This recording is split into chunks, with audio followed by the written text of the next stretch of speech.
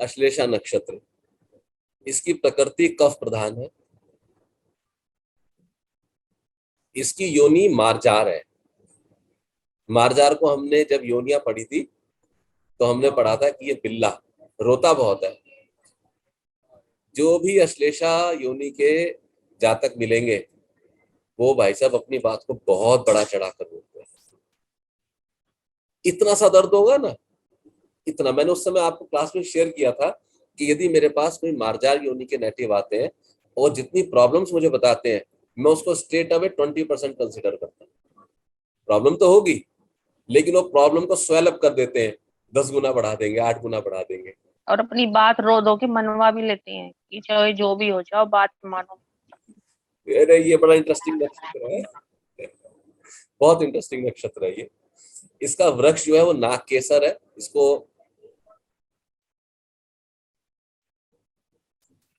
Body part इसका liver,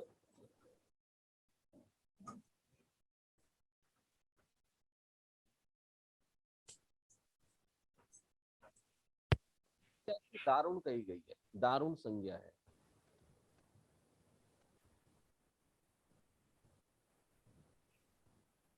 गण इसका राक्षस है।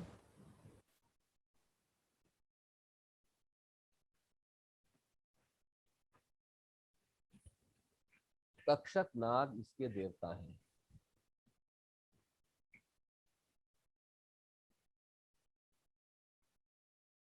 नाड़ी अनंत्य है।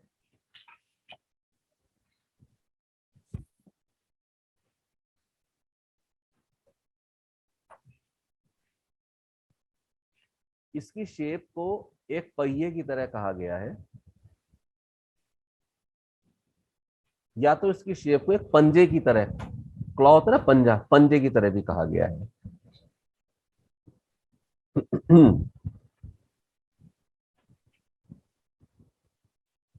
इसका जेंडर फीमेल है।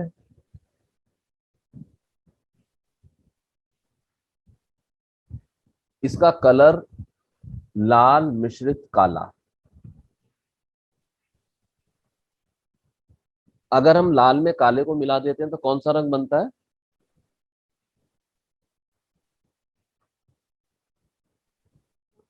मैरून।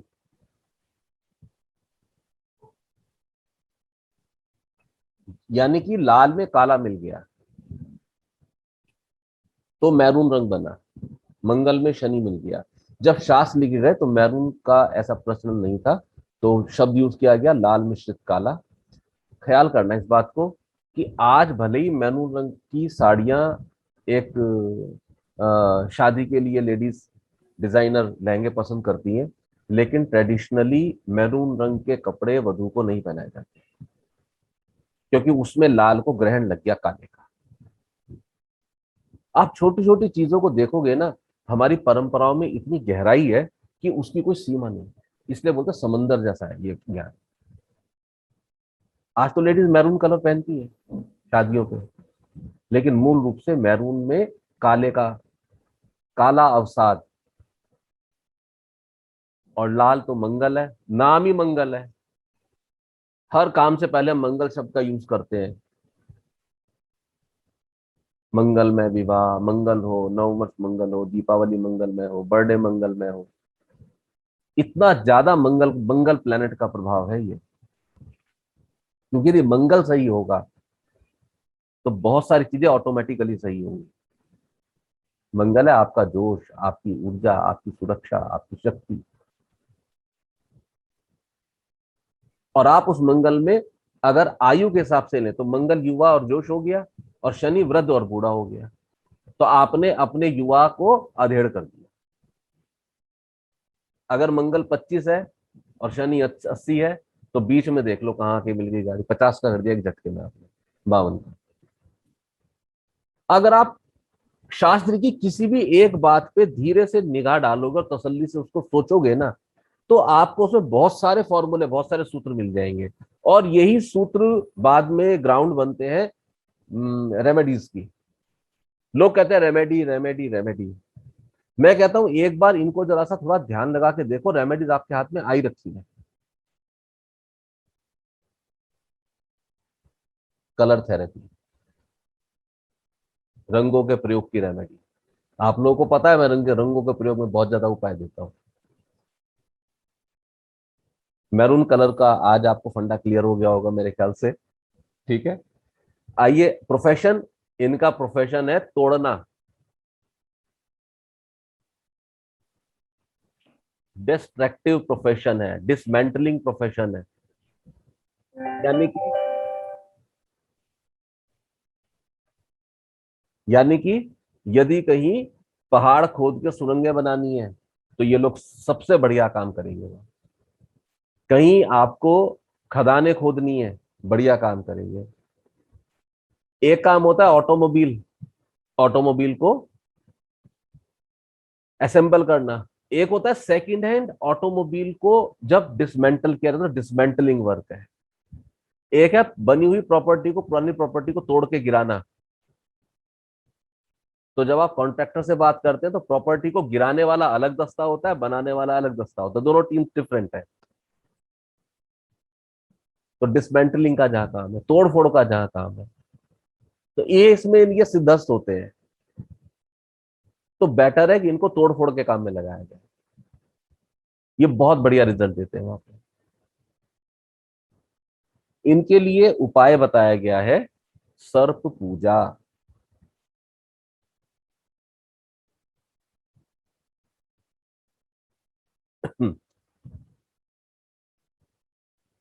अश्लेषा नक्षत्र के अब मैं कुछ गुणधर्म आपको बता रहा हूं, कृपया इसको पर्सनली ना लें। शास्त्र की तरह हम इसको पढ़ेंगे, गलत भी हो सकते हैं, सही भी हो सकते हैं। शास्त्र कहता है शरारती नक्षत्र है, स्ट्रेट अवे, कोई लाग लपेट नहीं रखी। लेकिन कहते हैं शरारती नक्षत्र है अगर हम डिसेंट भाषा को यूज कर रहे हैं तो। डिसेंसी से बोलेंगे तो शरारती नक्षत्र है, और अगर हम इसको क्लैरिटी के साथ बोलेंगे तो बोलेंगे ये लोग शैतान होते हैं, ये लोग दूसरों का काम बिगाड़ने वाले होते हैं।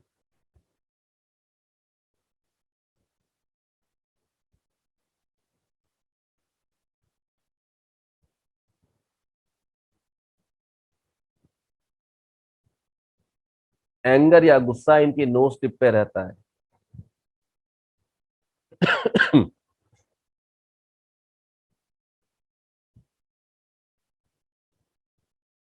गलत रास्ता अपनाने से बिल्कुल परहेज नहीं करते, मजे से अपना लेते हैं।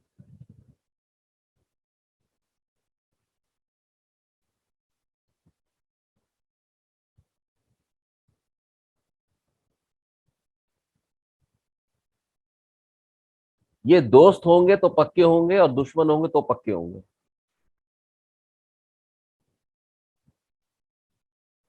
दोस्ती निभाएंगे तो बहुत बढ़िया निभाएंगे,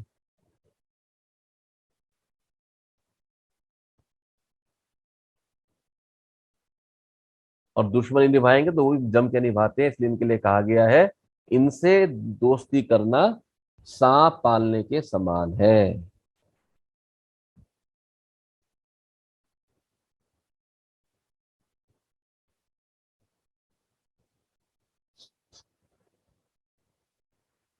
जो मेल होते हैं अश्लेषा के, जो मेल नेटिव है, मेल नेटिव के लिए कहा गया है कि मेल नेटिव जो अश्लेषा नक्षत्र में जन्मे हैं अपनी मदर पर थोड़ा सा भारी होते हैं।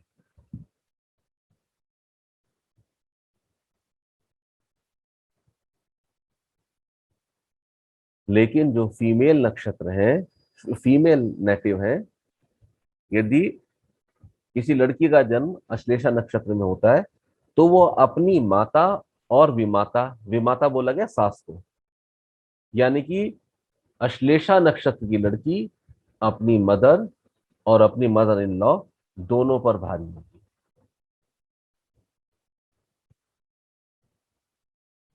तो यदि कोई लेडी एस्ट्रोलॉजर होती है, उनको अपनी लड़की की शादी करनी है तो कोशिश करती है कि उनको अश्लेषा नक्षत्र की लड़की ना मिले।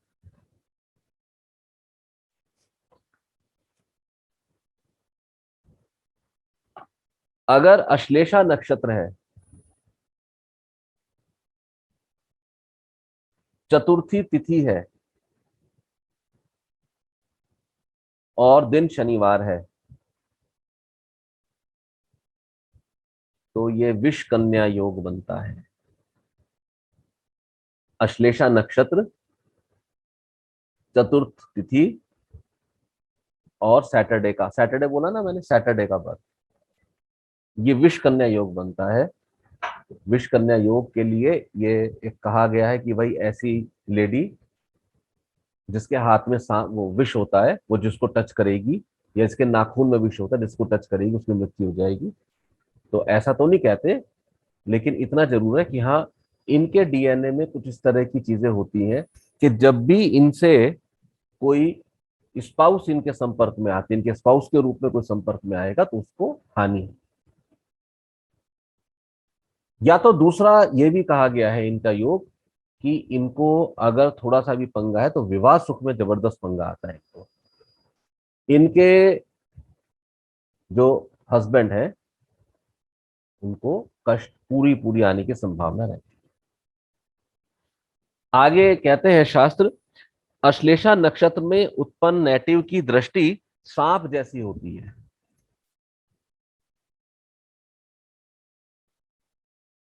इस प्रकार की कुदृष्टि से बचने के लिए पहले लोग अपने घर के आसपास बांस, बैम्बू का ट्री उगा लेते थे। शायद उनको ऐसा अनुभव रहा होगा कि बैम्बू ट्री से इस प्रकार की दृष्टि या आवाज को पकड़ने की कोई चुंबकीय क्षमता उत्पन्न होती है और न्यूट्रलाइज हो सकती है।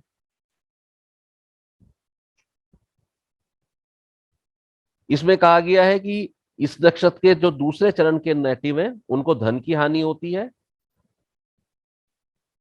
तीसरे चरण के नेगेटिव नेटिव के लिए माता के लिए काफी संकट उत्पन्न करते हैं। और चौथा चरण इसके फादर के लिए बहुत प्रॉब्लमेटिक होता है। लेकिन एक चीज का ख्याल करना, मैंने आपको एक साइकिल पढ़ाई थी नक्षत्रों की जब हमने गंडमूल की चर्चा की थी। हम जब तक पुष्य पे पहुंचते हैं, पुष्य के बाद जब अश्लेषा पे आते हैं, ठीक है, तो हमने क्या देखा कि 9 नक्षत्र की अश्वनी, भरणी, कृतिका, रोहिणी, मृगशिरा, आद्रा, पुनर्वसु, पुष्य, अश्लेषा, 9 नक्षत्र की एक साइकिल इज बीइंग कंप्लीटेड। क्योंकि 27 नक्षत्र थे, हमने उसको 3 साइकिल्स में डिवाइड किया था, 3 कैटेगरी में डिवाइड किया था। और तब हमने ये पढ़ा था कि जो 9 के जो साइकिल है, तो हर 9 का फर्स्ट एंड 9th नक्षत्र ये गंडमूल है। ये आपको क्लैरिटी है इस चीज की। तो अश्लेषा के साथ एक साइकिल कंप्लीट हो रहा है, मान रहे मेरी बात को। अब अश्लेषा के बाद कौन सा नक्षत्र आ रहा है? मघा। मघा आ रहा है। अश्लेषा के 4 चरण, ये अश्लेषा और ये मघा, ये चालू हो रहे हैं ऐसे कंटिन्यूटी में। अश्लेषा के 4 चरण, मघा के 4 चरण। अश्लेषा का चरण नंबर 1 2 3 4 यह आ गया। इसके तुरंत बाद क्या है? अगला गडांत है प्रथम चरण का। तो आप लोग हमेशा ख्याल रखना, जब भी 2 गडांत के प्रथम और फोर्थ चरण मिलेंगे, ये बहुत खतरनाक पॉइंट है हर केस में, ठीक है, क्योंकि नेक्स्ट जो आ रहा है वो भी खतरनाक ही गडांत आ रहा है। तो इसका फोर्थ और इसका पहला, ये कॉम्बिनेशन एक डेडली कॉम्बिनेशन है। तो जो चरण नंबर 4 है अश्लेषा का भैया, वो नेगेटिव है, क्योंकि आगे मघा नक्षत्र शुरू हो रहा है। यह ये कहा गया है कि ये भी देखा गया है, चौथे भाग में जन्म जातक का हो तो माता पिता या खुद नेटिव की मृत्यु का इंडिकेशन है, यानी कि बहुत प्रॉब्लम्स आएंगी। इनके लिए कहा गया है कि अश्लेषा नक्षत्र के जो नेटिव हैं, ये थोड़ा स्वभाव में रूखे होते हैं। कोई इनके लिए कुछ सेवा का या कोई भी काम करता है तो ग्रेटफुलनेस एक्सप्रेस कभी नहीं करते।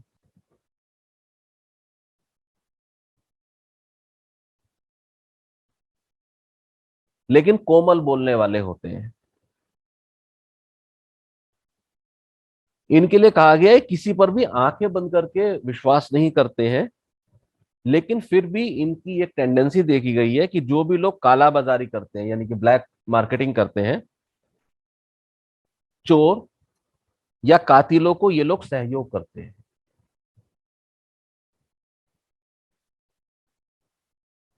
ये लोग अमीर गरीब अच्छे बुरे में कोई भी भेद नहीं करते हैं, इक्वल ट्रीट करते हैं, और इनको अपनी स्वतंत्रता का विरोध करना बिल्कुल पसंद नहीं है।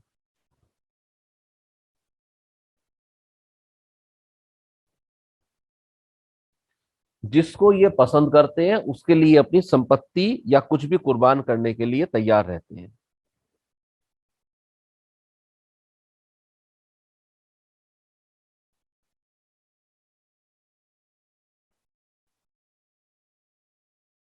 इनके लिए कहा गया है कि ये अति भाग्यशाली, लोकप्रिय और क्रोधी भी होते हैं।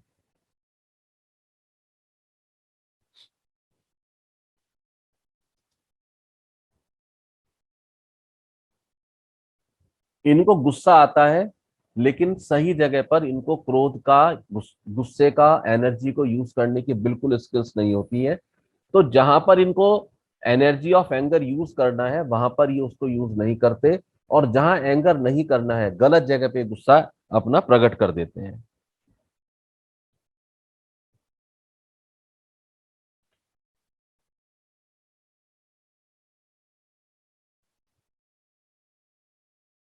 इनके लिए कहा गया है कि परिवार में सबसे बड़ा अगर है, बड़े होने के कारण इनके ऊपर घर की जिम्मेदारी आ जाती है।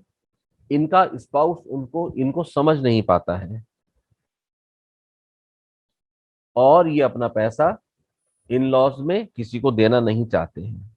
व्रत पराशर होरा शास्त्र में कहते हैं, अश्लेषा में धीरे चलने वाला या क्रियाहीन होगा, चपटी आंखों वाला होगा, हमने आंखों की चर्चा पहले भी की है, क्रूर होगा, क्रोधी होगा, सदा जलता भुनता सा शब्द का प्रयोग किया गया है, दानी होगा, मर्दन करने वाला होगा, दंता हक्ता भोक्ता सार्पो जाते बहु व्यसनः।